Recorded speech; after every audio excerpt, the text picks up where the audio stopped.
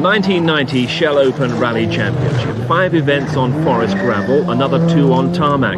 Once again, the competition providing a thorough test for Britain's top drivers, plus some exciting talent from overseas.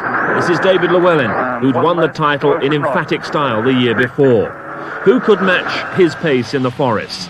Would other manufacturers close the gap on the all-conquering Toyota? This is the story of how the title was won.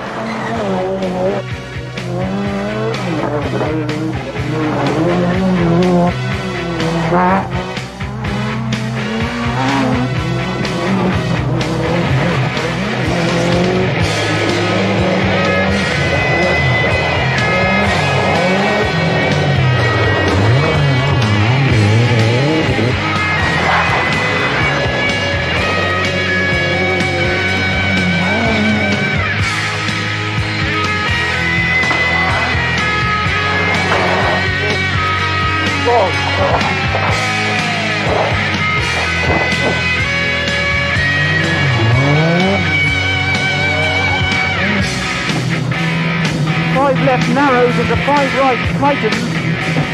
30.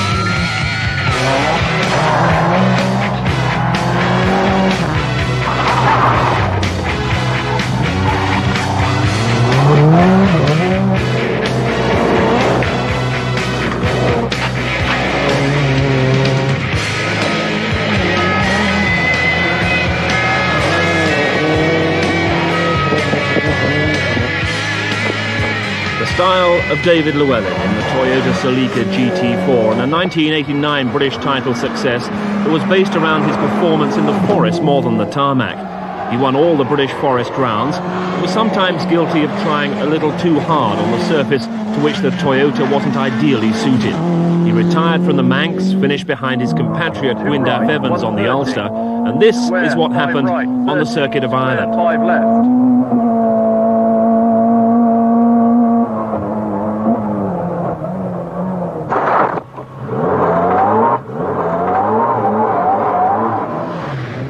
But the season had finished with a virtual head-to-head with Russell Brooks on the Audi Sport Rally. But that was in the Welsh forests, and the title, as anticipated, went to Llewellyn.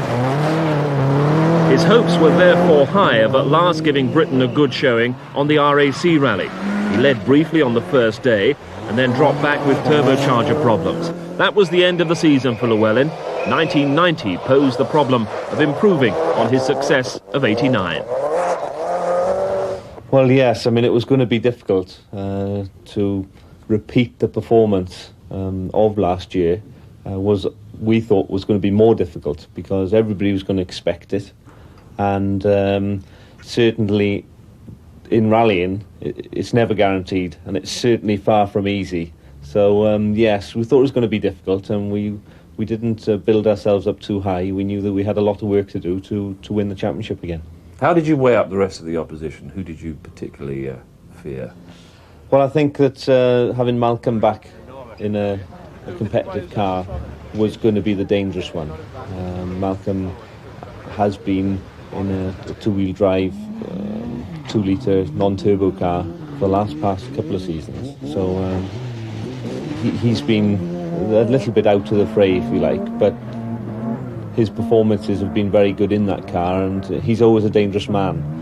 He's only got one speed, and that's flat out, and he's a very, very good competitor and a difficult man to beat. So I think that he was the one that was going to be the dangerous one for the championship. And of course, Colin McRae then, also in a competitive car, young blood, exciting driver, obviously a possibility that he'd threaten us as well. So the Cartel International Rally in the forests of Yorkshire opened the 1990 championship, and Llewellyn's Toyota straight into the lead on the opening spectator stages ahead of the forest to come. Not a very evocative opening for the 1990 championship, the Eschalt Sewage Works, Malcolm Wilson carrying the number 1 that denotes his position as Britain's only A-seeded World Championship driver.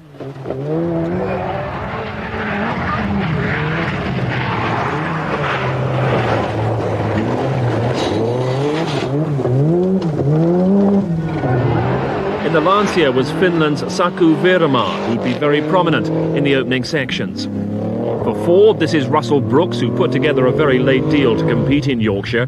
And this is the Italian Franco Cunico, who competed well on last year's RAC.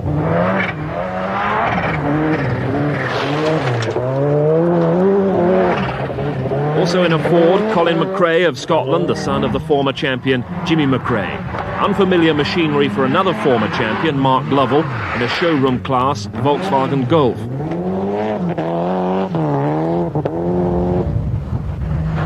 And competing in the same class as Lovell is Gwyndaf Evans, who proved himself a very popular winner of the Ulster Rally last year.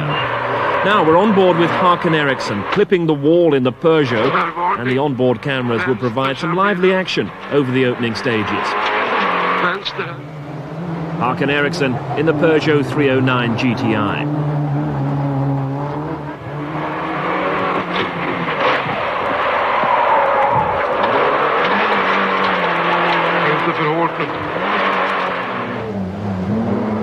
The other onboard camera was with Dave Metcalf, who was enjoying showing off the agility of the Nova. But sometimes even agility can't get you out of trouble.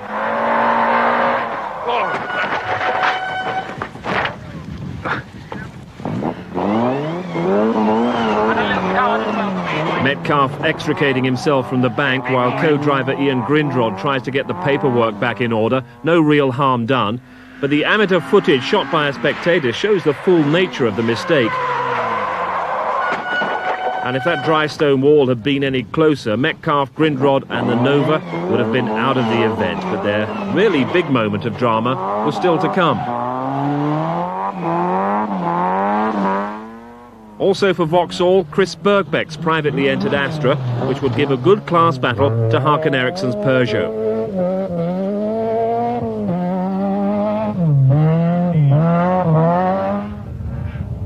However, Birkbeck's reading of the route was sometimes a little erratic, the marker tapes providing only a temporary barrier. Into the forest, where Malcolm Wilson in second place was really struggling to hold on to Llewellyn's Toyota, which had moved well over a minute ahead.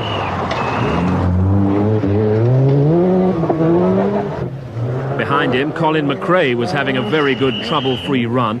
At this point in the rally, he looked the class of the Ford Challenge. Maybe this was the year that his undoubted talent would bear fruit.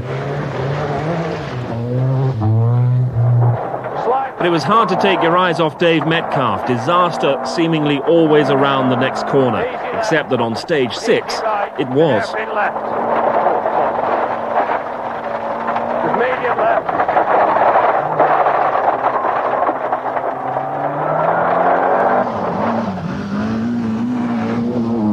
Keep it going. Easy right. 150. Oh, God.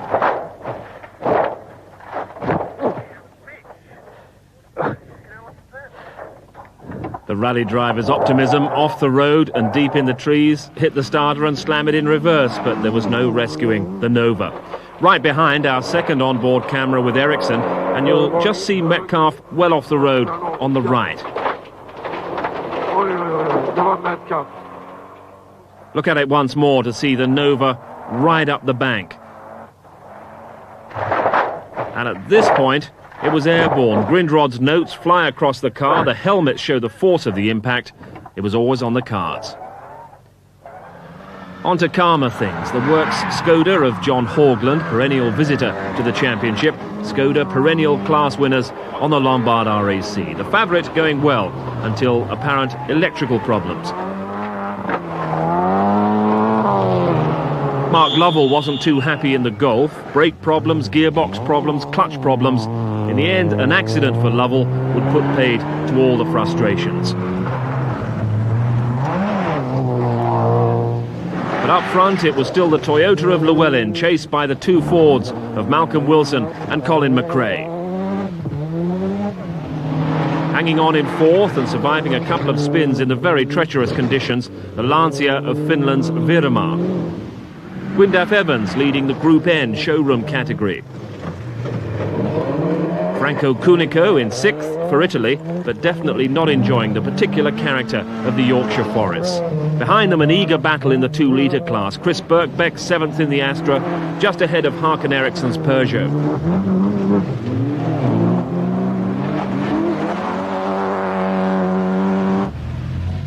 As darkness fell, the service area at Thirsk, and dramas for Llewellyn, who'd arrived with barely a minute's lead over Malcolm Wilson, and complaining of what appeared to be a significant clutch problem. When I put the clutch right down, it's just solid. Yeah, No, maybe something's come off and just jammed. but then you would, if you were jamming the clutch out, you wouldn't get the pressure on the pedal, would you? Jamming the centre plate. Stopping the centre plate turning. Aha, right. It's something. Yeah. Well, we'll find out in a minute. I think it's a bit welded in there. Job to get it off, isn't it? Well, they've got some tools to do that. David! Big hammer. Thank you. Toyota GB pride themselves on a little more subtlety than that, and the problem was soon sorted. And then it was off for a further 9 nighttime stages before the halt in Scarborough, shortly before 2 in the morning. This is how the leaders emerged. The next day, David Llewellyn, a comfortable 1:42 ahead of Malcolm Wilson, Colin McRae 3rd, but Sunday's 12 stages would decide who was really setting the pace in the Shell Oil's British Championship.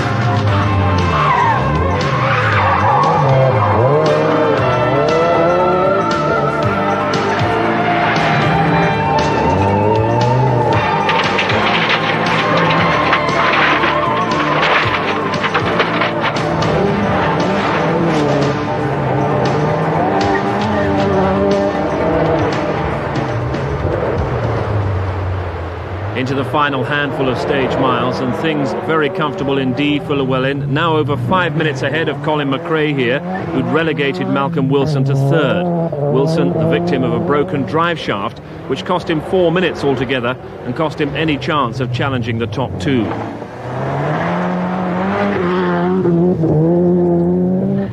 Fourth place, but not for long, Viromar's Lancia Delta, the Finn having given such a good account of himself, hit serious brake problems on the ruts and bumps of Langdale, and there'd be no possibility of continuing.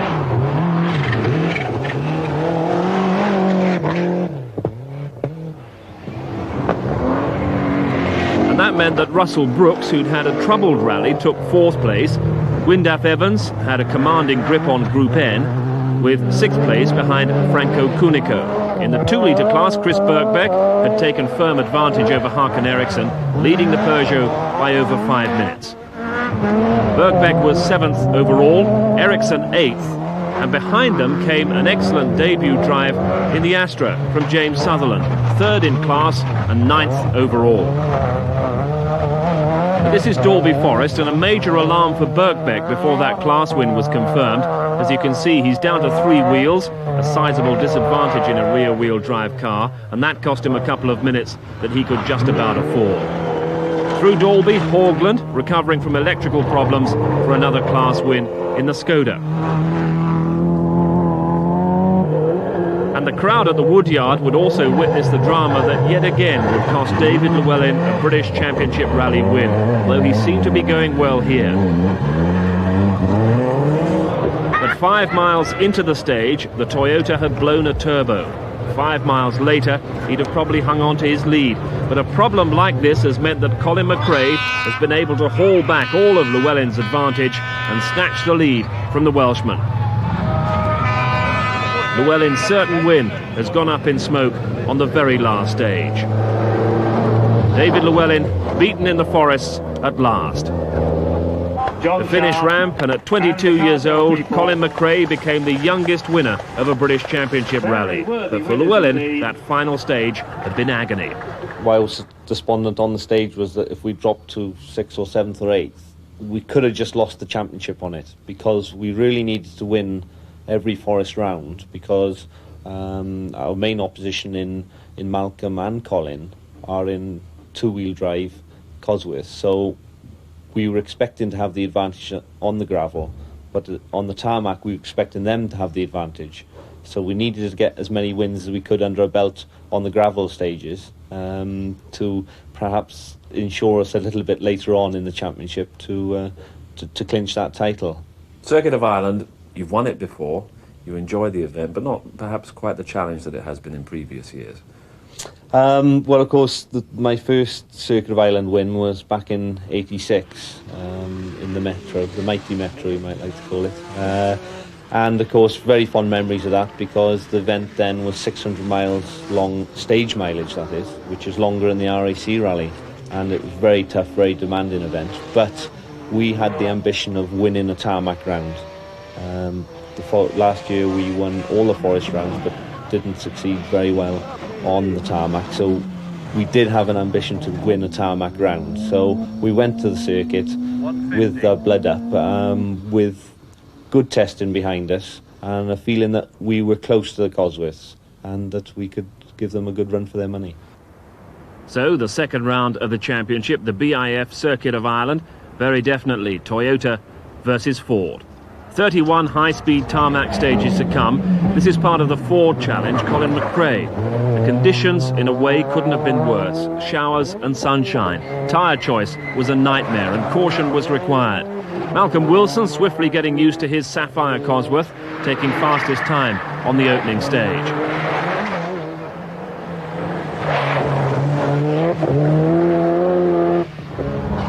But as early as stage 2, he was reeled in by a charging Llewellyn, whose four-wheel drive Toyota was revelling in the slippery conditions. Gwyndaf Evans, who'd won the opening Group N round in Yorkshire, but he wouldn't last long here. Evans out on stage 5 with electrical failure. And that helped another Ford into the lead in Group N, Kenny McKinstry in the Caliber Cosworth.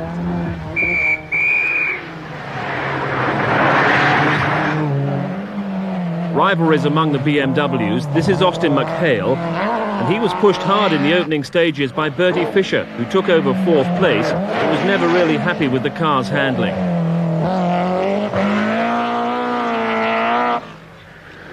James Cullen was having a few wild moments in his Sierra, but he was in the top 8, and Dave Metcalf in the normally very lively Vauxhall Nova was struggling with what seemed to be a misfire, and he needed the power to hold off Paul Franklin's Peugeot in their particular class battle. This is Andrew Wood, and this is the Peugeot of Håkan Eriksson just ahead of him in 9th. Puncture problems for Saku Virama on stage 3, and he lost a great deal of time here. But this is rally leader David Llewellyn, showing no sign of giving up the lead he gained on stage 2. Malcolm Wilson was challenging hard in 2nd and taking fastest stage times in what were very difficult conditions.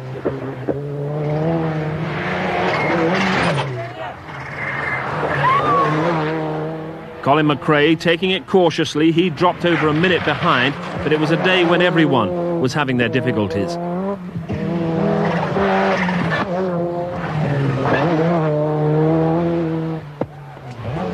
Bertie Fisher had a good opening day, and in 4th place was going well enough to make McRae feel uncomfortable.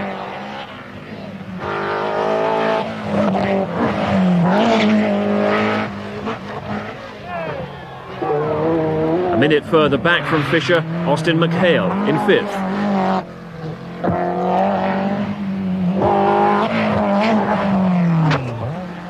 Kenny McKinstry still safely in charge of Group N, lying 7th behind the Ford of Richard Smythe. James Cullen 8th, and this is Håkan Eriksson 9th in the Peugeot toward the end of the first day. Dave Metcalf had seemingly sorted his misfire, but was still struggling to keep in touch with Eriksson. Metcalf was 12th. Metcalf only just behind the BMW of national champion Graham Middleton, who was dropping down the field with a whole collection of problems. David Llewellyn then leading a tarmac rally and seemingly in charge, but as ever the Welshman not able to completely relax. Bit of a fright on the last service area 3 stages ago. I got into the service area and the car suddenly started misfiring and smoke coming from behind the dash, and a lot of smoke coming out of the engine, and I thought, oh dear, something terrible's gone wrong. But in fact that's all it was the regulator on the alternator had gone, and the alternator was pushing too many amps into the brain in the engine, which was putting too much fuel into the engine. So once they replaced in 2-minute job, which I thought was a lot bigger than that. Malcolm Wilson's problem was the weather. The weather's been absolutely atrocious. We've been confronted with everything, bits of dry, wet, and even hailstone. Stage 9 in particular, the stage was just completely white when we went through it. And David said the only thing you could see was the lines where we'd actually been. And with that sort of horsepower, it makes it quite difficult to drive, I can assure you, on racing tyres. Day 2, drier, and Llewellyn set about consolidating his lead.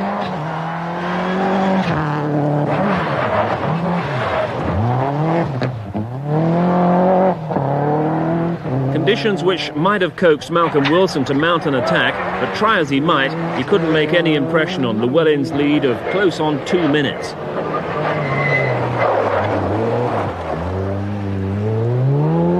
Colin McRae, with tyre choice still a big problem, was opting to play it safe and settle for what now seemed to be a secure 3rd place, because behind, apparently Bertie Fisher, who had been 4th, had gone off the road and was in trouble. This is Fisher, tyre smoke pouring from the deranged suspension at the back of the car. And co-driver Rory Kennedy getting ready to abandon ship in mid-stage as Håkan Eriksson sweeps through in the Peugeot. Bertie Fisher retires from the event, a great disappointment to all his Irish fans. A slippy left-hander up the road. The tail got out a bit wide and there was a pole sitting in the corner. Back of it hit the pole and just went dry. Austin McHale now takes over 4th spot and looks determined to keep it.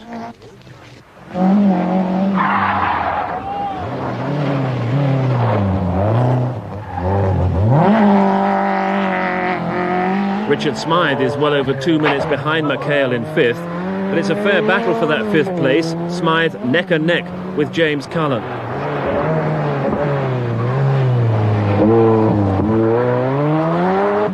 James Cullen with Ellen Morgan going confidently in the Brooklyn Motorsport Sierra.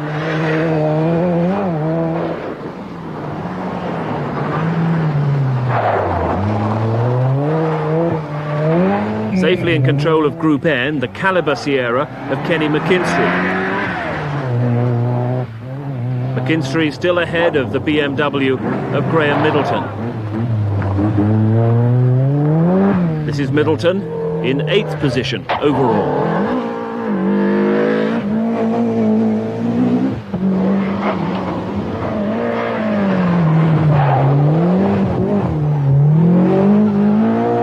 Håkan Eriksson holds 9th place in the Peugeot. And this is Vauxhall's Chris Birkbeck, just outside the top 10 in the Astra. And a last look at his Vauxhall teammate Dave Metcalf, because Metcalf would crash out for the 2nd rally running on stage 19.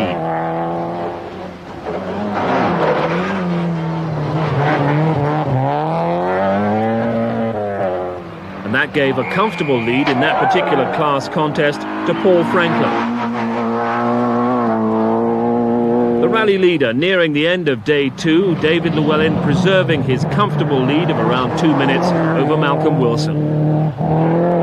There were moments when Malcolm Wilson threatened. He was substantially faster than Llewellyn through Sally Gap, but nevertheless the leading positions remained static. Colin McRae was the man who was supposed to be able to play safe, but his Sierra is already bearing scars, and on stage 22 it will be limping through in a far sorrier state. Colin had crashed off the road but got going again, minus suspension and a wheel. Astonishingly, he get through without losing a place. But sadly, Richard Smythe, who'd had such a brave rally, crashed out, leaving Austin McHale in 4th place in the BMW and James Cullen 5th in the Ford. Sixth place, the Group N leader, Kenny McKinstry.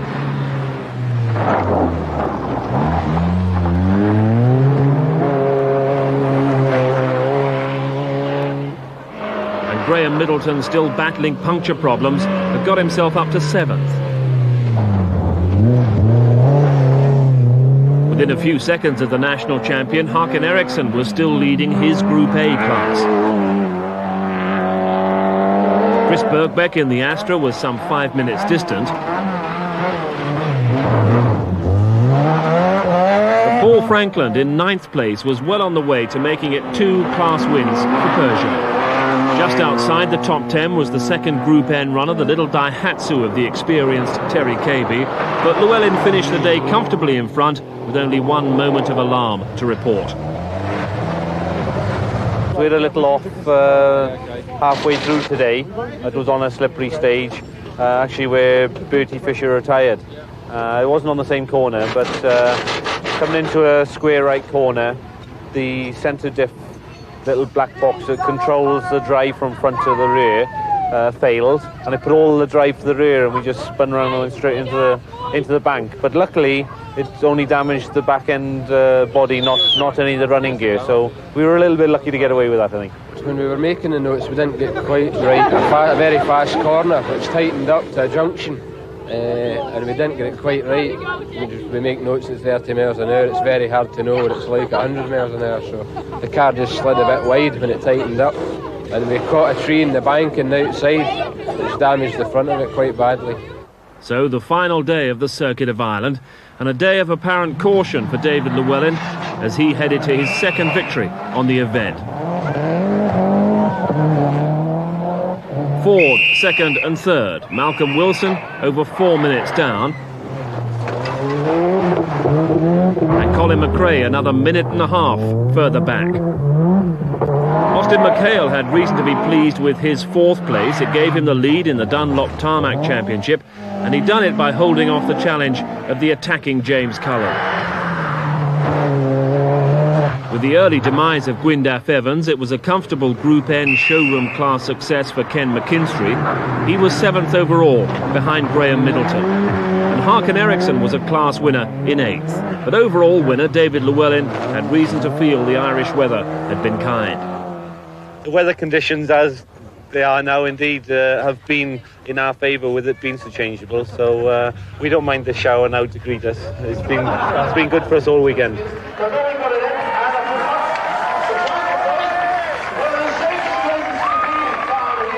So a Circuit of Ireland win that gave Llewellyn the lead in the championship, with next stop his home event, the Welsh, where he'd gained a psychologically important first success the year before. Yes, I think it was very important to get the first win out of the way.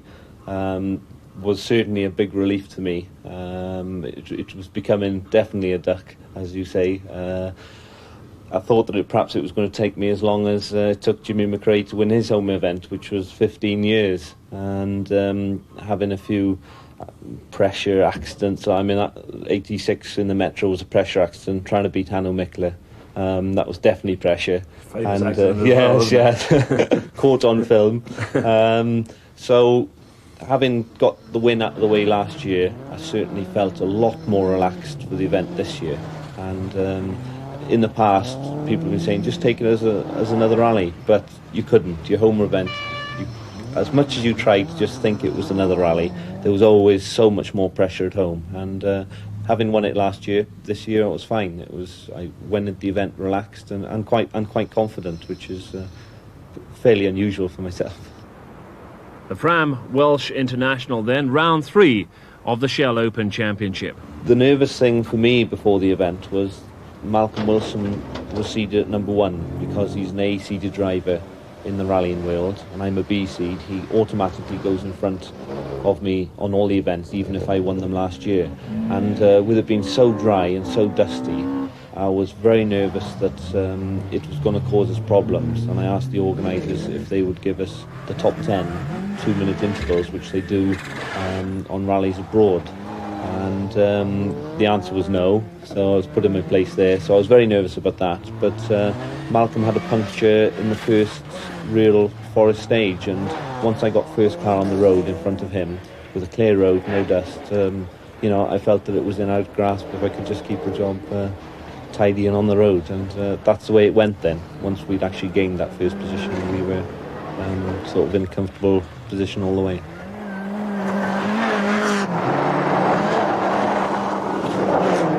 Llewellyn making his second Welsh success sound easy, but conditions were anything but easy. Heat and dust, and running first on the road after Wilson's puncture was a huge advantage.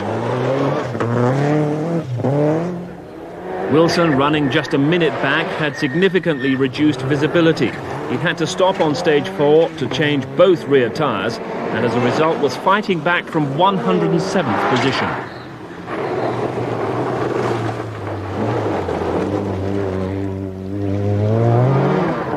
Former British champion Mark Lovell wouldn't get further than stage 7, the driver suffering from heat exhaustion, the Volkswagen suffering with a broken drive shaft.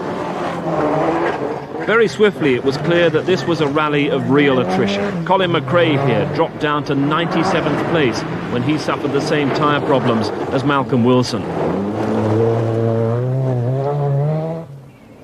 Group N challenger Gwyndaf Evans on his home event, anxious to make up for the disappointment in Ireland, not having the same tyre wear because he wasn't generating the same power as the Class A leaders. Despite that, Evans was into third early on and showing good form.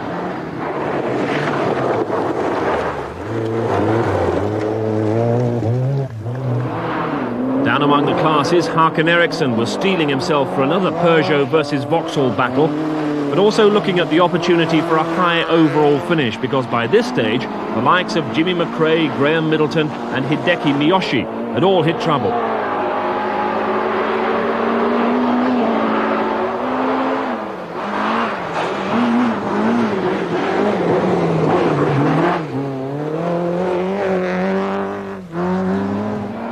This is Dave Metcalf, anxious to end a run of 3 accidents in as many rallies in the Nova, but he was struggling to figure in the top 10. John Haugland in the Skoda with a misfiring problem, and in this dust, if a faster car caught a car that had slowed for any reason, there was no way past. It was a frustrating event for all those in the body of the field. But no problems with the clear air and sunny surroundings for the rally leader. Llewellyn reeling off the fastest stage times to stretch his lead over his nearest rival, who at this point, surprisingly, was Chris Birkbeck. Wilson still battling his way up through the field.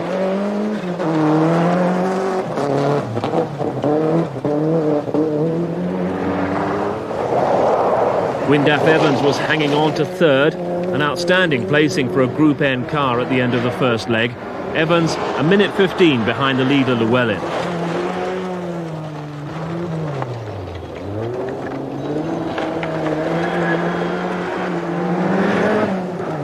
But no one was writing off Malcolm Wilson, and in 4 stages he'd regained an astonishing 95 places and was closing rapidly on the leading positions and claiming the odd fastest time over Llewellyn on the way.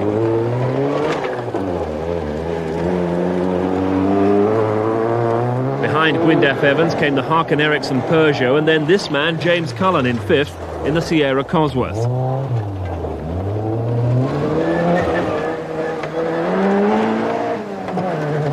Here's Håkan Eriksson ahead of Cullen and giving the Peugeot 309 GTI a terrific opening day.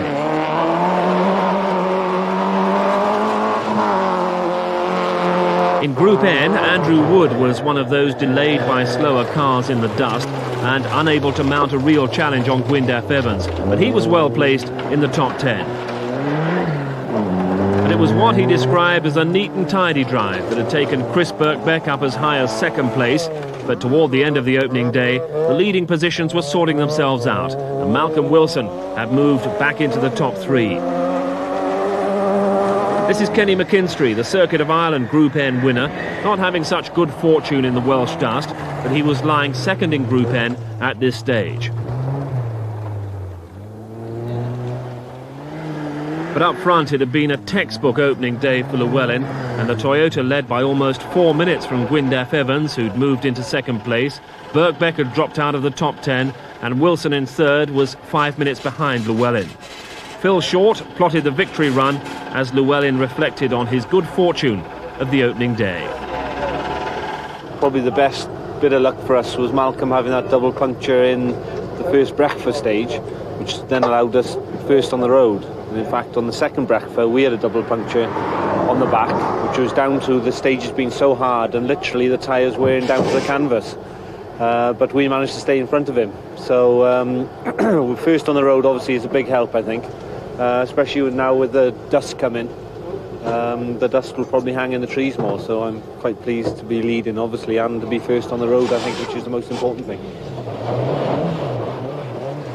And Llewellyn continued the second leg of the Fram Filters Welsh Rally in the same manner as the first, indeed building on his lead, while behind the conditions for the chasing cars got even worse. Wilson was now in second, and Gwyndaf Evans securely placed in third. Out of the dust, Håkan Eriksson, who'd broken clear of a three-way battle with Andrew Wood and James Cullen. And Chris Birkbeck in the Astra had now dropped out of the top 10 after breaking a front strut. This is Cullen, who was giving second best to Andrew Wood in that battle for sixth place. It never seemed possible that David Llewellyn would entirely relax on his home event, but he could afford to, surviving minor scares, as when the rally became confused over the routing on the Glyn Castle stage. Phil Short read it correctly, others didn't. There was two-way traffic for a while, and John Haugland failed to complete the stage and retired. But Llewellyn survived, and so did Malcolm Wilson in second, still pressing on, no doubt remembering what happened to Llewellyn's comfortable lead on the Cartel Rally.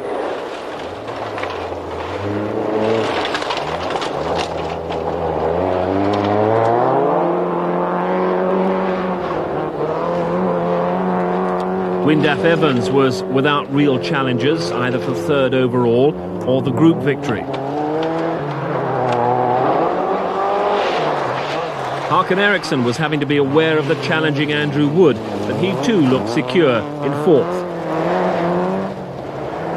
James Cullen was a victim of the confusion at Glyn Castle, dropping down to seventh.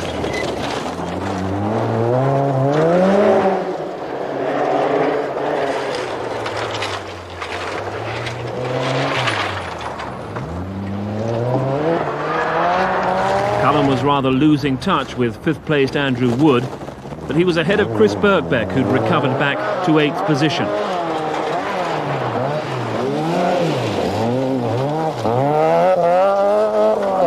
Once again, one of the most impressive drives had come from Paul Frankland in the Group A Peugeot 205. Frankland was sixth.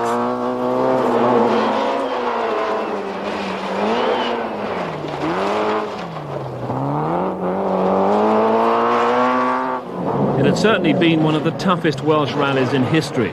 Llewellyn might have had the best of the conditions, but he used his good fortune well, winning by a massive 6 minutes 59 seconds over Malcolm Wilson with 22 fastest times. Third-placed Gwyndaf Evans ensured that it was a very good event indeed for the Welsh. Very good event for Peugeot too, with Håkan Eriksson taking fourth overall. Fifth placed was Andrew Wood, the second Group N finisher. Paul Frankland fought an ignition problem in the closing stages, but still made it to sixth,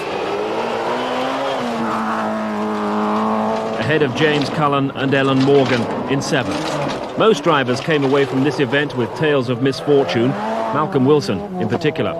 We got into stage 4, and I think, you know, we made a wrong tyre choice, whatever it be, but and unfortunately we sort of lost all the rubber. It's a very abrasive stages breakfast, and we lost all the tread off the tyres after sort of 5 miles, which meant we had to stop and change 2 rear tyres.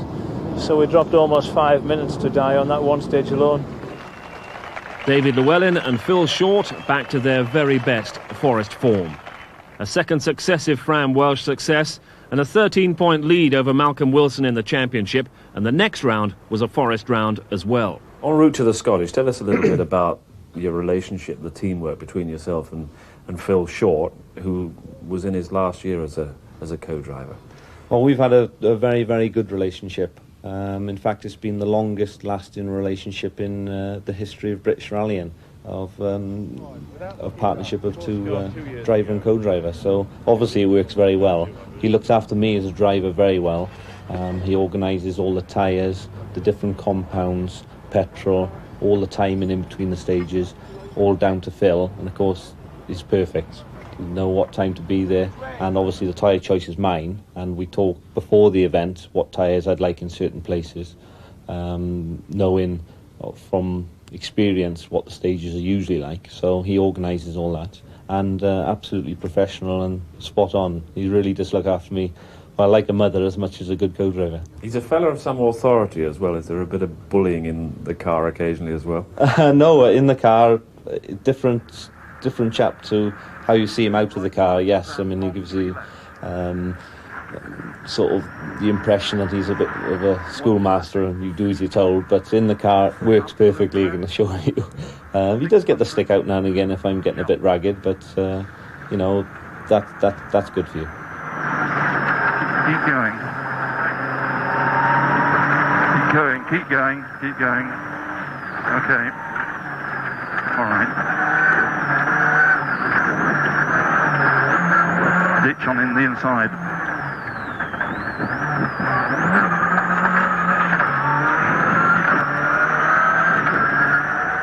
So the CHI Scottish Rally, round 4 of the championship, and Malcolm Wilson first away once again, aware that he was going to be at a disadvantage with two-wheel drive on the slippery forest stages. Right behind him, David Llewellyn, who broke a rear shock absorber 100 yards into the first stage and still posted the fastest time, 10 seconds quicker than Wilson. Then the family battle. Jimmy McRae in his Audi 90 Quattro had started third, but son Colin had started better and set about trying to catch Malcolm Wilson.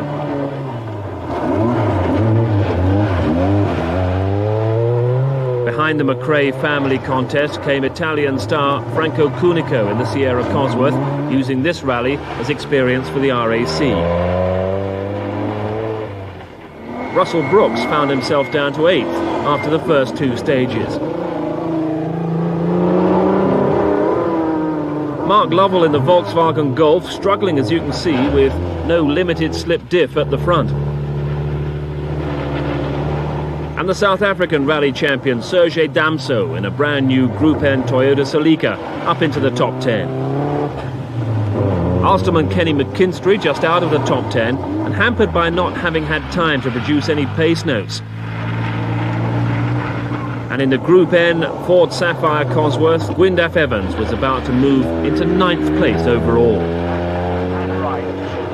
Then it's the Audi 90 Quattro of Stig Olaf Wolfredson challenging for a top 10 place.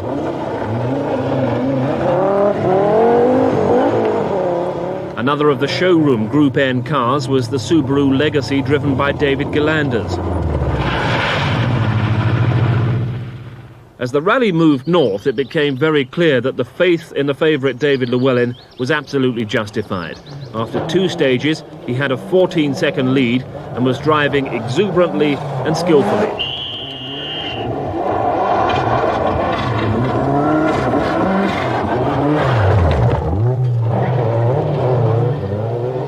Llewellyn was fully aware that it was this man stamping at his heels, the young Colin McRae in the Ford Sierra Cosworth. McRae had moved from 4th to 2nd in just 2 stages. After a couple of spins, Malcolm Wilson in his Sierra Cosworth had slipped to 3rd.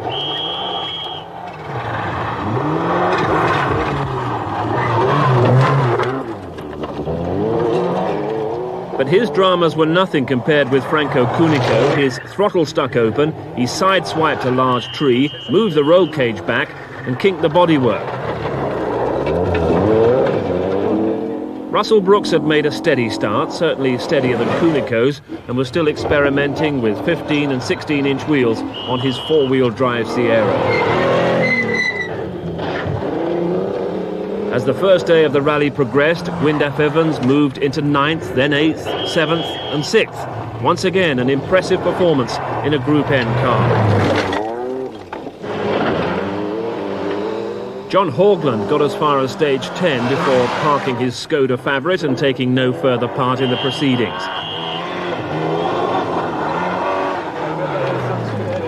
In total contrast, Malcolm Wilson fought his way back up into second place behind the leader, Llewellyn. We had a strut brake, or a damper brake, on the back of the car on the first stage. We had cautioned a very bad dip before, a bit of a crossroads, and it was very muddy coming into it, and we just couldn't slow up enough, and we broke a back shock absorber. But that's the only real problem we've had during the whole, what have we done, 10, 11 stages. So reasonably happy. The lads have just changed the clutch, because we put a new clutch in for the event, which we haven't used before, and I just wanted to check that the wear rate wasn't too high on it. So it's okay, so it's gone back in again. But after 16 stages, Malcolm Wilson had crashed and was out of the rally. Colin McRae was up to second, and David Llewellyn puts in fastest times on the first two Sunday morning stages. 21-year-old Colin McRae, second fastest, the Ford just 3 seconds slower than the Toyota. Another Ford, this time the battered one of Franco Cunico, held on to third place during the early stages of day 2. Russell Brooks was having a tough time on some of the stages, his comparatively underpowered Sierra unable to fend off some very quick times put up by Gwyndaf Evans in his Sierra Cosworth.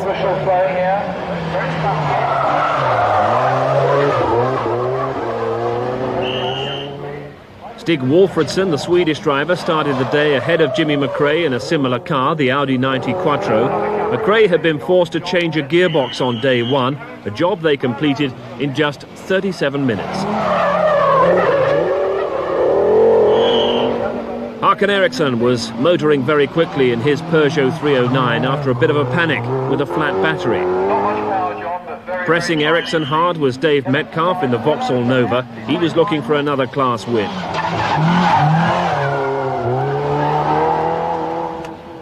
But overall leader was still that Welshman with the exuberant driving style, David Llewellyn, now running on slightly harder compound tyres and all the time keeping an eye on the times set by the second-placed man, Colin McRae. McRae was just over 2 minutes behind and very often equalling the stage times set by the leader.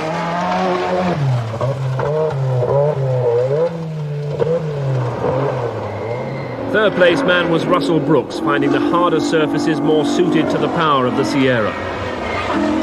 The mud and the wet tending to soak up just too much power. Still behind Brooks was Gwyndaf Evans. He'd had the rear brake discs changed after a spate of his rear wheels locking up under braking.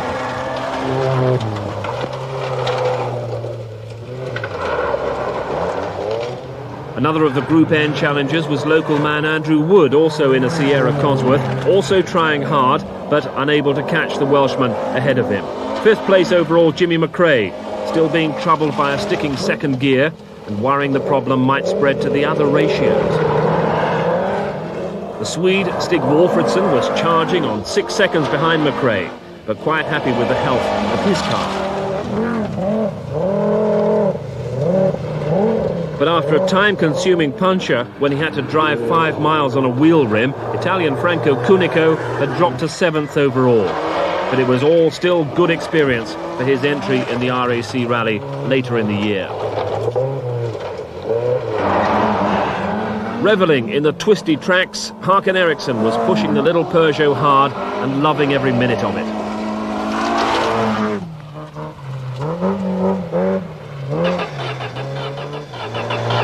Which is more than can be said for his teammate Paul Franklin, who had a Peugeot that just refused to start.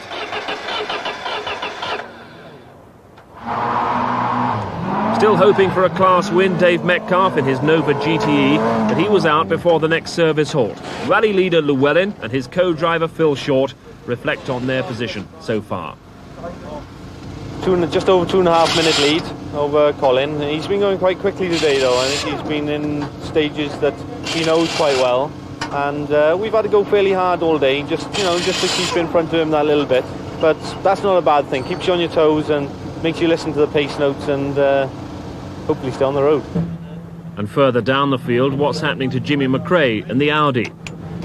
We're lying fifth, and we're having a fair battle with Gwyndaf, who's pulled out a bit of time and is now, and also Wolfredson. So it's all very close down this end.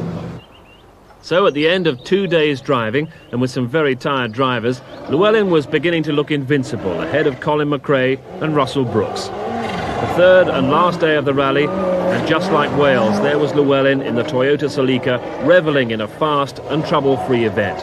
Second place man Colin McRae in the Sierra Cosworth was driving hard enough to set fastest times on some of the early morning stages, while Russell Brooks lost half a minute with a puncture, but still held on to third. And then the remarkable Gwyndaf Evans leading Group N and up in fourth place overall. Stig Walfredson was still there, fifth in the Audi 90 Quattro. His teammate Jimmy McRae right behind him in the other Quattro. As the leading Toyota thundered on, it was kicking up enough dust to slow the following drivers. Colin McRae was the first to have to cope with the problem, but he was safe in second. Russell Brooks third and looking good. McRae able to back off a bit as he headed toward that second place.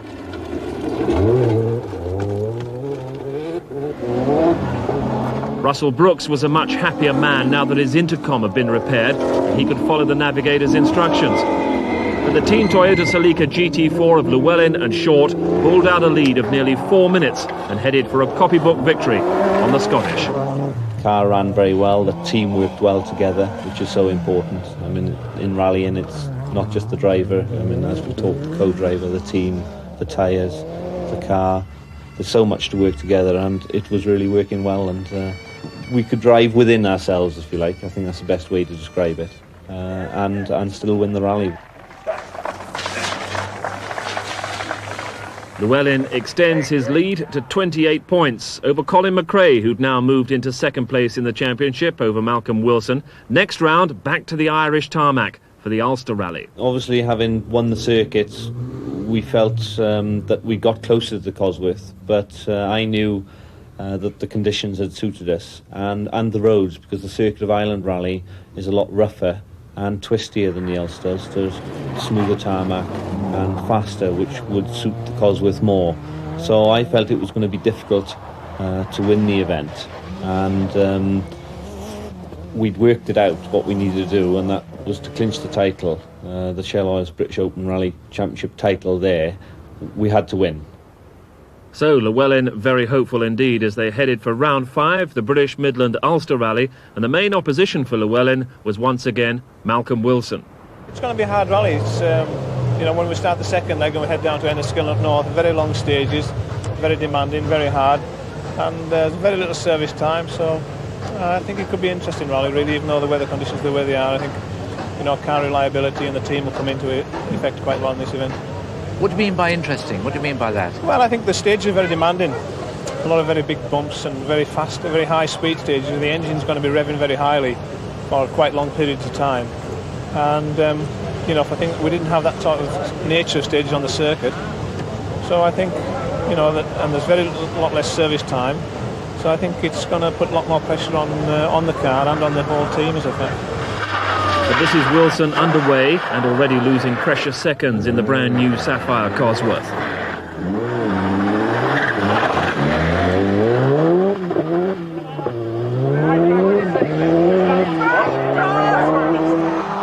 And this is Llewellyn. His luck is in, it's damp, which favours the four-wheel drive Toyota, and Llewellyn responds by being fastest on the opening 2 stages. While Colin McRae, still with that hand-to-mouth existence in the absence of a sponsor, he was the closest forward, and he was 36 seconds back from Llewellyn. The BMWs had started well. Graham Middleton was third, Austin McHale second.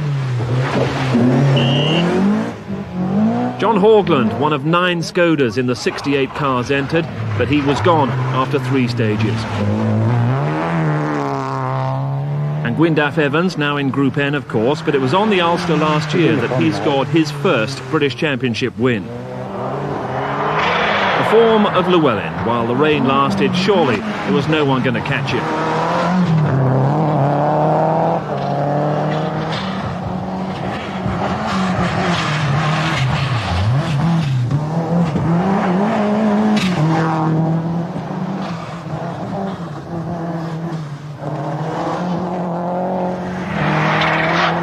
Wilson scrabbling for grip, and a difficulty for Wilson was the difference in characteristics between the four-wheel drive car that he was spending so much time testing and the rear-wheel drive car that he was contesting here. It was a difficult transition, and Wilson had his problems.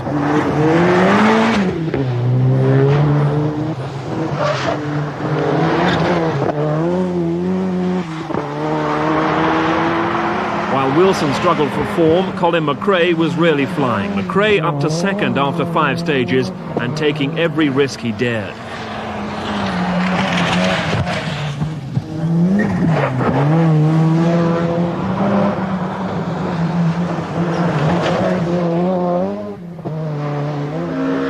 Wilson was third, Austin McHale fourth, and the other BMW of Graham Middleton had dropped to sixth, but was still proving how suitable this car is to these kind of conditions.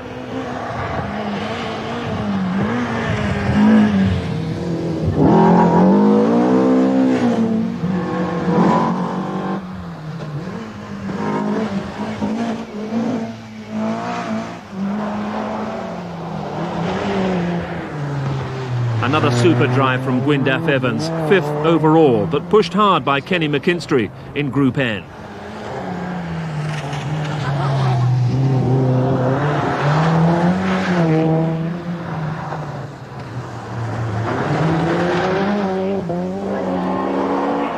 And this is Austin McHale in 4th place, 15 seconds behind Wilson. Problems with tyre wear, problems with the intercom, but still going well.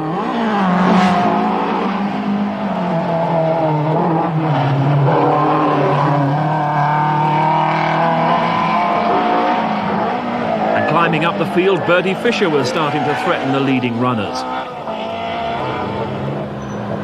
Into service nearing the end of day one, and things had got a little tense for Llewellyn. He'd misjudged a treacherous left-hander and ended up with a puncture that lost him 40 seconds to Wilson. We were quite lucky actually to get away with an incident on stage 7 with a tightening left-hand bed on the main road section of the stage. It was very, very quick. And we lost the car under braking into the corner. It was a shiny old stuff, and it was sort of 2 choices: lock the brakes up to go straight in the field, or have a bit of a go. So we had a bit of a go. Got the car thrown into the corner, power on, but we still hit the bank on the outside. Luckily it was a small bank, and we nearly went over the bank into the field, but with the 4-wheel drive, of course, she scrabbled away at the top of the bank when we got back on the road. All of which left the Toyota mechanics scrabbling away in no small degree. Gwyndaf Evans also had a drama, clipping a curb and breaking a wheel. He was left with 1-wheel drive for the next stage, and so Kenny McKinstry took the upper hand in Group N. Do you want that spring in, Chopper? Going down again. 9 stages gone, and Llewellyn's lead less than a minute over Malcolm Wilson. Then Colin McRae, the BMW of Middleton, and Ericsson's Peugeot. Nerves were getting frayed. It was going to be a very interesting second day. And Malcolm Wilson was determined to keep up the pressure on Llewellyn and force whatever mistake he could. But at this stage of the day, Llewellyn's advantage was holding.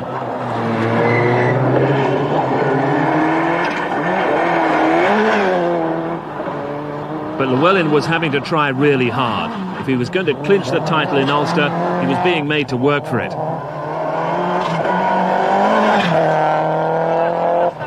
Colin McRae was close enough in 3rd to profit from any problems that hit the front runners.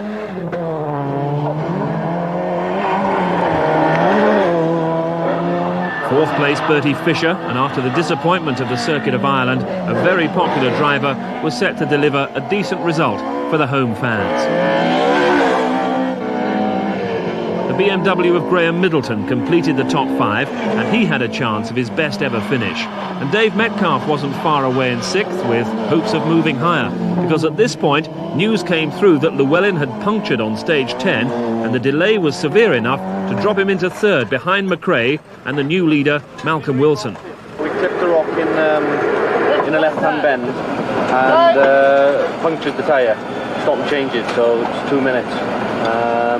I think we were a little bit unlucky because Malcolm said he hit it, and Bertie Fisher hit it, and Hacken Ericsson hit it, and they didn't puncture. So I think we were just a little bit unlucky that we must have just clipped the tyre wrong. Any thoughts that Llewellyn's luck had run out were to be dashed when Wilson himself went out on stage 16. A beam axle came adrift in the Sierra, hasty repairs proved a little too makeshift, and Wilson couldn't continue. And any threat that Colin McRae posed Llewellyn, that disappeared when he punctured and then broke the wheel brace trying to change the wheel. Somehow he bravely fought his way back into the top 10, but Llewellyn here was on his way to victory and the championship.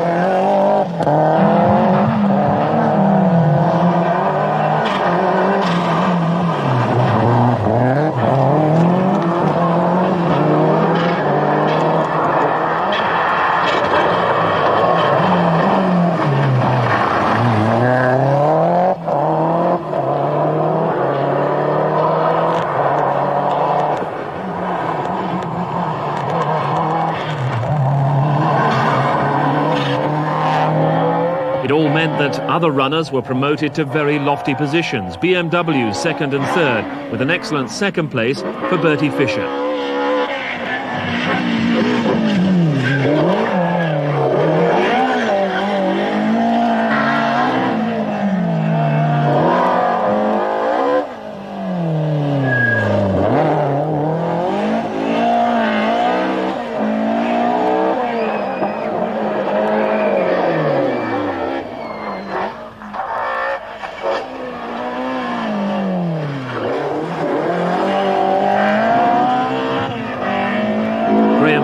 Willingly conceded that his third place came through the misfortunes of others, but it was still the best performance of his career.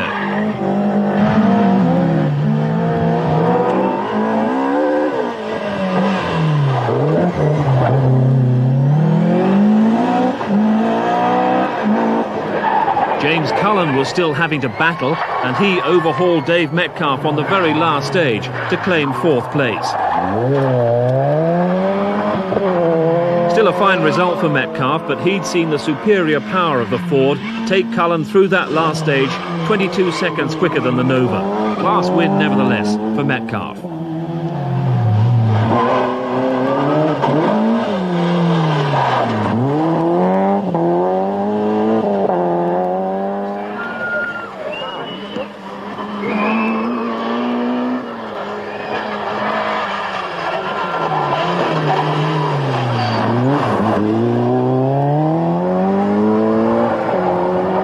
Stephen Finlay was returning to the sport in excellent style, sixth place in the eye-catching Sierra.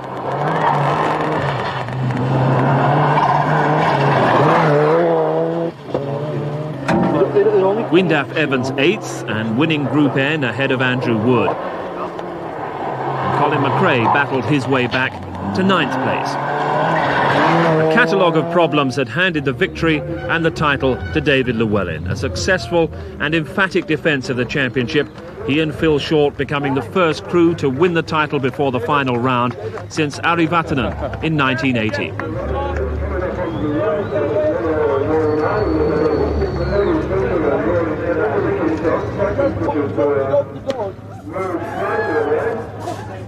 British Rallying's top combination winning the title in a superbly prepared car. The only regret was that the battle for the championship itself couldn't have gone on to the Isle of Man and the Audi National, and that's a regret shared to some extent by Llewellyn. It's a pity it didn't go a little bit further, because it would have been interesting. It would have been a bit nerve-wracking, but it would have been interesting. But yes, it was very satisfying, obviously, to win another tarmac rally, and we were a little bit lucky again. You know, I think luck always plays a little bit of a part somewhere along the line. You make luck yourself, but if a little bit comes on a plate like that, well, it does help. But it was a title once again, and the title once again for Toyota. Tell us a little bit about the car and the satisfaction that you get from driving it so well. Yeah, I mean, the car is a fantastic car to drive. It's by far the easiest four-wheel drive car I've driven. It's got a very nice torque band on the engine, very torquey engine, so you can let the power come down. It does obviously have a certain amount of turbo lag, because all turbo engines with such high performance as the Toyota engine, under those conditions you do tend to get a turbo lag, which is a lack of power when you take your foot off the throttle, in a corner. So you have to use left foot braking to compensate that, to keep the turbo spinning. But that's normal for a turbo car. But otherwise, it's very, very easy to drive. The four-wheel drive system, you can actually vary the torque from front to rear, which enables you to set the car up to drive like a front-wheel drive car or a rear-wheel drive car, whichever you prefer. And of course, on different surfaces, it's nicer to have the car on tarmac, so it puts the back out a little bit, which makes the car turn in and it gives you confidence. And then on the gravel, you can have it more 50-50, which gives you the ultimate traction out of the corners. So there's quite a lot to understand, and you have to understand how it all works, because at the start there was so many knobs and brakes, balance, and this transmission balance. It took a while to understand it, and when I first got in the car, I thought this thing's like a pig. I mean, it's terrible to drive. But once I understood it and could get everything set the way I wanted to, it was fantastic. I thoroughly enjoyed driving the car. 5, 4, 3, 2, 1, go. 30, to right, 30. A first-hand view of the Llewellyn style came in this charge up the climb of Tholty Will on the Isle of Man. Brian Thomas, the co-driver alongside him, Llewellyn competing in the Mobile 1 Rally Challenge. Narrow grid, absolute left over crest, 100. To right, tightens. Long open left, 70. Short 3 left, tightens. Open left over crest into long open left, absolute right, 100. Caution, long 2 right, tightens narrows, and open left 130. Open right 50. 2 right, tightens, and open left over crest into long open right 50. Long 2 right narrows, 100. 5 left narrows into 5 right, tightens, 30. Open left and tight hairpin left, 50. Tight hairpin right. Open left, 70. Open right and 1 left tightens, 30. 3 left double tightens and long 3 left narrows, 30. Absolute left over crest, 150. 5 left. 2 right, 150. 4 left opens, 50. Crest, open left over grid, 30. 2 right, 70. Long 1 right into 2 left. 1 right. This was a rare competitive outing for Llewellyn, because after the Ulster success, his team opted out of the last 2 rounds of the championship. Frustration indeed for the British champion. I wasn't too concerned, because we were going to go off to do a couple of events in Europe, which I felt would probably be good for my career. We'd won the championship, and it would have been nice to go to Europe, but those have fallen by the wayside since. So obviously that's disappointing, and yes, watching the other events going on in the meantime, you feel you should be there doing it. It's a bit strange sort of not being involved. So yes, a little bit of frustration, and the problem from a driver's point of view is the big gap now in between Ulster and the RAC rally, when I'm not competitively driving a car. So I'll be coming to the RAC and I'll take a little bit of time to bed in for the event, the big event of the year for all British drivers. So you know, we need to get out and do some testing just to try and get us back in the groove before that. First event that Llewellyn would miss was round 6, the Manx International Rally on the Isle of Man. One of Europe's great motorsport locations, a holiday atmosphere and a high-speed atmosphere. And despite the absence of Llewellyn, 94 starters lined up for the event, and interest in how the places behind Llewellyn on the championship table would resolve themselves. One man determined to do well was last year's Manx winner, Russell Brooks. Got a new Cosworth 4x4. It's the international debut of the car in this country.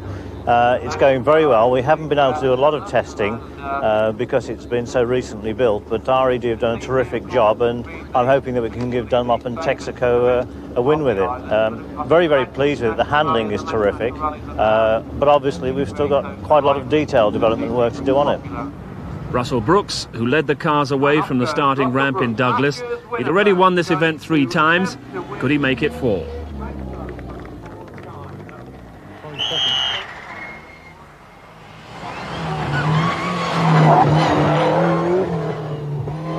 Next away from the ramp was Sepp Haider in his 16-valve Opel Kadett, the highest-ranked international driver in the rally. Co-driver Peter Diekman had been called up for service at just 4 days' notice.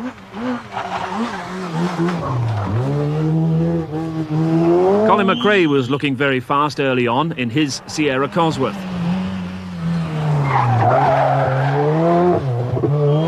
Next up was the pro-drive prepared BMW M3 driven by Graham Middleton. But the real star of the early stages was this man, Bertie Fischer, in the BMW M3, very tough little car. In a newly built Vauxhall Nova GTE, Dave Metcalf, this car with the weight trimmed down to just under 800 kilos. Then Austin McHale in the BMW, already suffering problems with the engine electronics. Looking fast, James Cullen in that pink Sierra Cosworth, which used to be driven by Gwyndaf Evans. In the Vauxhall Astra GTE, Chris Birkbeck.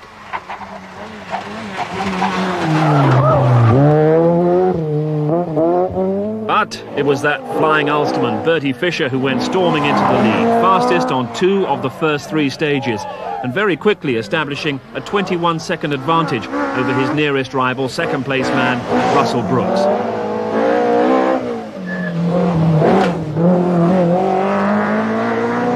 Brooks was feeling anything but comfortable in the new Sierra. It was suffering a mystifying loss of power, and Russell experimenting with harder springs at the front in his efforts to catch the flying Fischer. Another Sierra Cosworth man, Colin McRae, had equalled Fischer's times on 2 of the early stages, but then he hit a rock, collected a puncture, and fell back 35 seconds.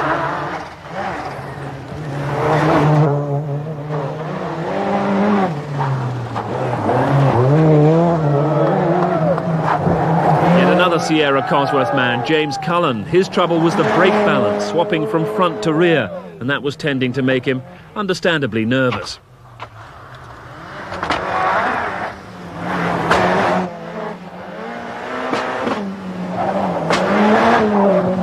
Brakes were troubling Sepp Haider in the Opel Kadett. One of his calipers had split on the first stage and then disappeared altogether on a downhill stretch ending at a hairpin. He spun his way round using the handbrake. For Dave Metcalf, there were no such problems, and he was lying 5th after 6 stages in the little Nova, and clearly worrying Sepp Haider, his teammate ahead of him.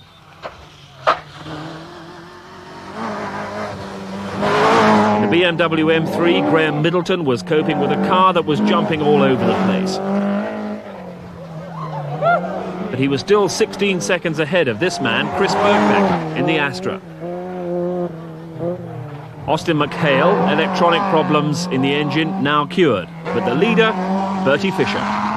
Certainly didn't expect to be leading so much, no, and well, really I didn't expect to be leading, no.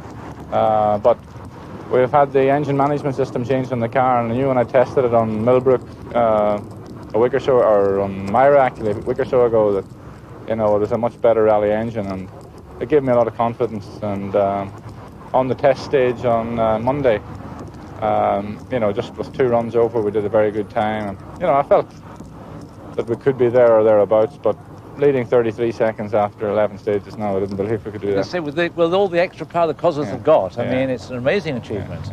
No, we're very pleased. The car's working brilliantly now, you know. After the 16 stages of the first leg of the rally, it was still Fischer who led from Russell Brooks in the 4-wheel drive Sierra Cosworth. In 3rd place, Colin McRae in the Sierra Cosworth. 4th was James Cullen in that pink version of the Sierra. And the little giant killer, the Nova of Dave Metcalf, in 5th place.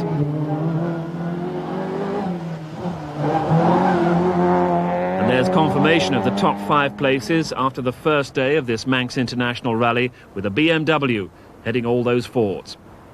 The second leg of the rally opened with Bertie Fisher still in the lead, but surprisingly, in spite of his pace, Russell Brooks took back 7 seconds from him on the first 2 stages. But Fisher replied by reversing those gains on the next 2.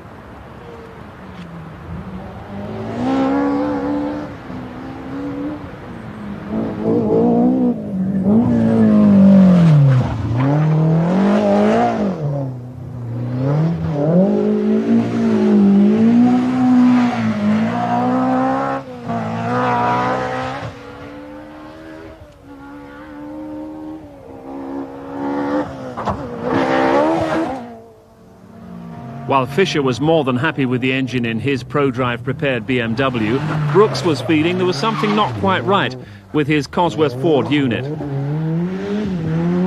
It was decided to change the distributor, but all that did was cost him time. 20 seconds added to his total, which extended Fisher's lead to 44 seconds. James Cullen had inherited 3rd place after a mistake by Colin McRae, but Cullen was not without his own problems.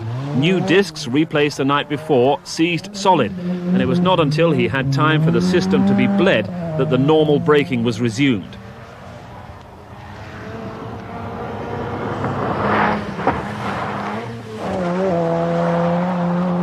The day hadn't begun well then for Colin McRae.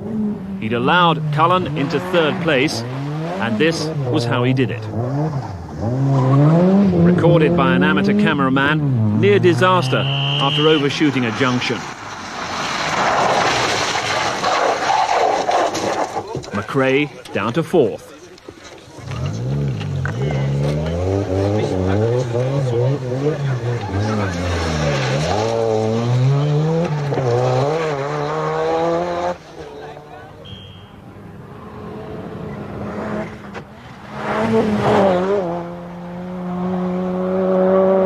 There was a tremendous battle for 5th place, and for the moment at least it was this man, Graham Middleton, in the BMW, who was occupying that position.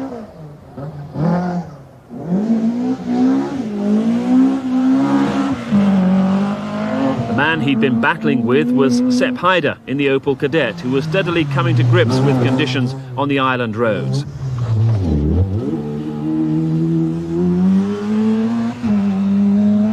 Dave Metcalf in the little Nova had been exploring the limits of grip in the Vauxhall, rearing the car up on 2 wheels on the really tight corners.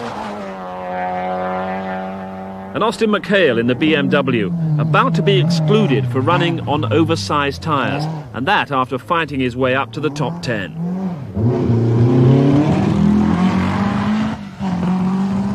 As the drivers headed for the end of the second leg of the rally, it was Bertie Fisher in the lead, with Russell Brooks in an exuberant 2nd place.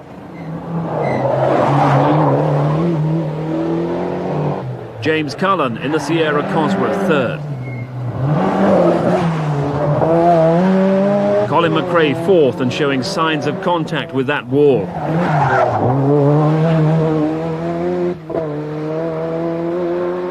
In 5th place, Graham Middleton in the BMW, who seemed to have slowed just a bit. Then time to service the cars, and with his lead cut down to 32 seconds, a word from rally leader Bertie Fisher. After we left service the last time, going out to the first of the darkness stages, we burst a brake pipe going down to the start of the Sulby Glen stage, and our service crew had gone on to the next stage, so we got a blanking nipple and blanked off the brakes completely, and we had to do Sulby Glen without any brakes. No brakes at all? No, just a handbrake. It's very steep downhill, as you know, so we lost 11 seconds to Russell there, and at service at the next stage, after that stage, we just had enough time to put on the brake pipe, but we didn't get the brakes bled properly, so we lost another maybe 10 seconds in the next stage. So you know, we have our lead is down to 32 seconds now, but it's still 7 seconds more than we had last night. So Stirring stuff attempting a special stage with only a handbrake, but as the third and final leg of the rally got underway, Fisher could continue to feel pretty confident. Although Brooks took a couple of seconds off him in the first 3 stages, there were only 34 competitive miles to go. Fisher began to scent victory.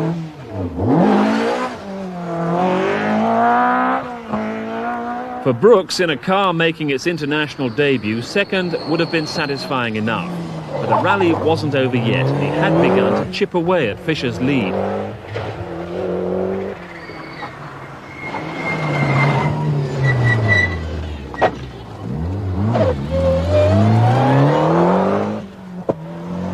For James Cullen, there were all sorts of problems. The boost pressure on his Sierra dropped, the damp valve was changed for the next stage, and again his boost pressure dropped. And then at this hairpin, vital seconds tick away as he nearly overdoes it. Perhaps the revelation of the last leg was the pace of Colin McRae. During the night, he'd drawn even closer to Cullen, and by now he was just 19 seconds behind. For Graham Middleton, things were a little easier. He was comfortably holding off a challenge from Sepp Heider.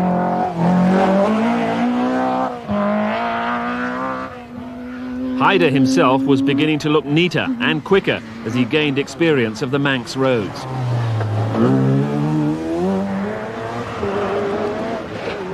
Poor James Cullen, his troubles weren't over yet. A puncture 3 miles from the end of a stage allowed the lightning McRae to close the gap to just 3 seconds. But for rally leader Bertie Fisher, it was even worse. A puncture on a road section while avoiding a service van was followed by a puncture on the next stage when he hit a stone. And this puncture cost him 1 minute, 40 seconds and the lead.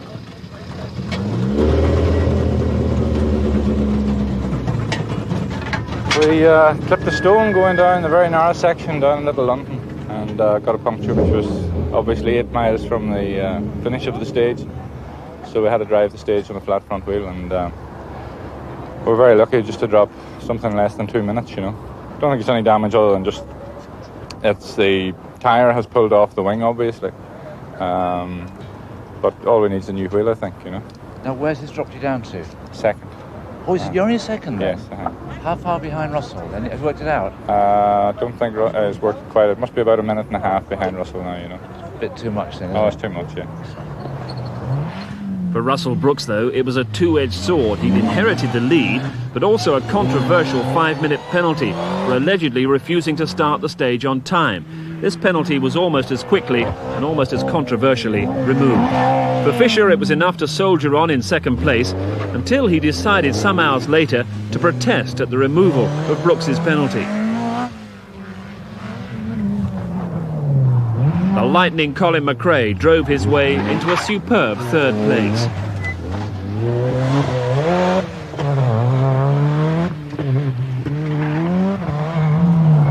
While behind him, a somewhat disconsolate James Cullen resigned himself to managing no more than fourth.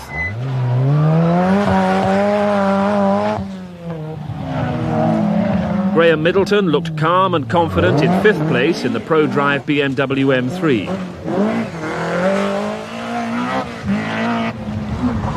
And Sepp Heider was in sixth place after Dave Metcalfe retired with a dropped valve.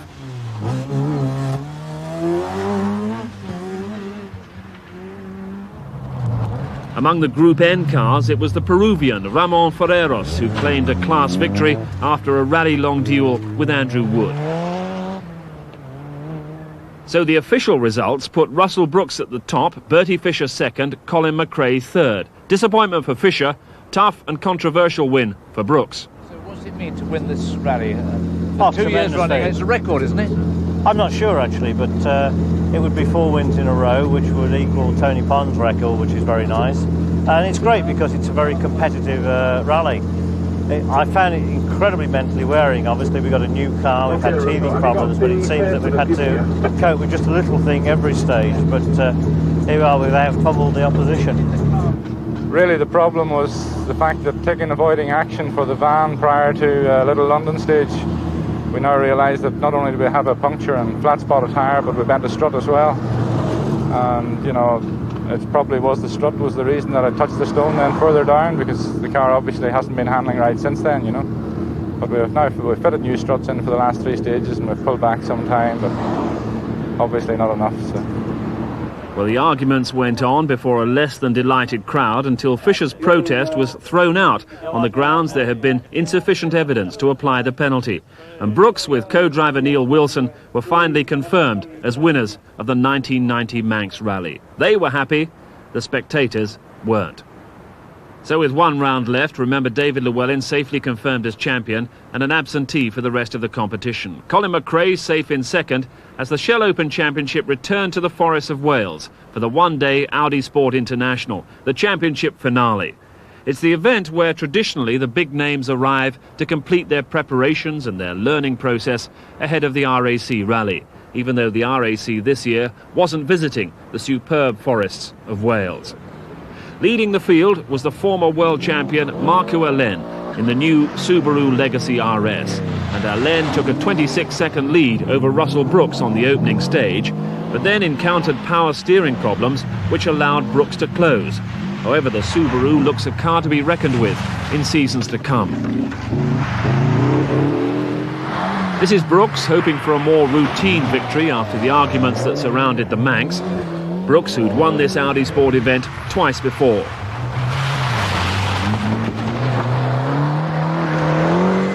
And Colin McRae in a 4-wheel drive Sapphire Cosworth was also keeping in touch with the leading duo and getting swiftly into the groove in the new car.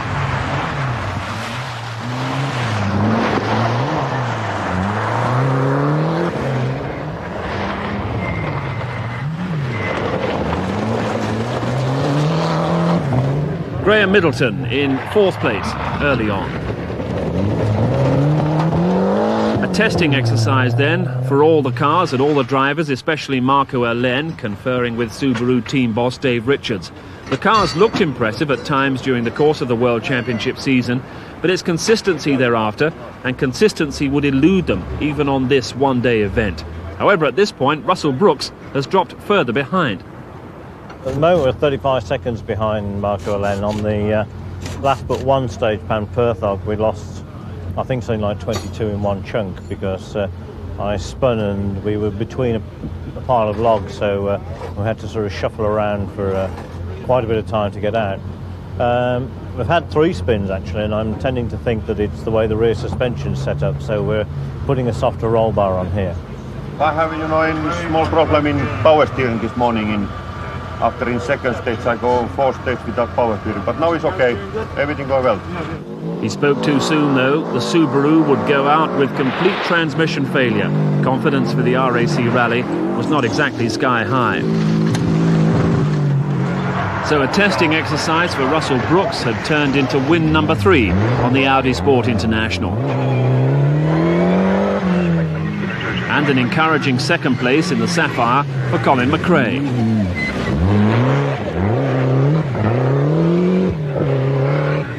Graham Middleton was 3rd in another Sapphire.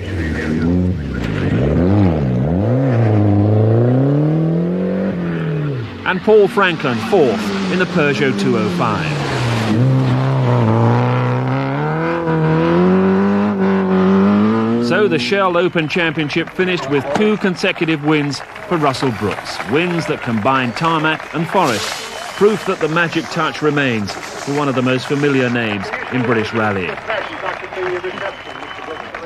But behind him, on the leaderboard, some other names that might become just as familiar over the next few seasons.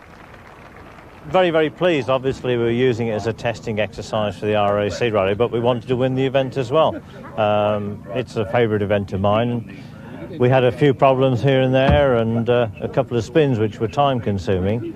So it was very, very close right the way through to the finish, but very pleased to win. But as regards the overall championship, the contest was for who came 2nd. Colin McRae clinched that, Graham Middleton was 3rd and Malcolm Wilson 4th. But the champion himself, David Llewellyn, had long since gone.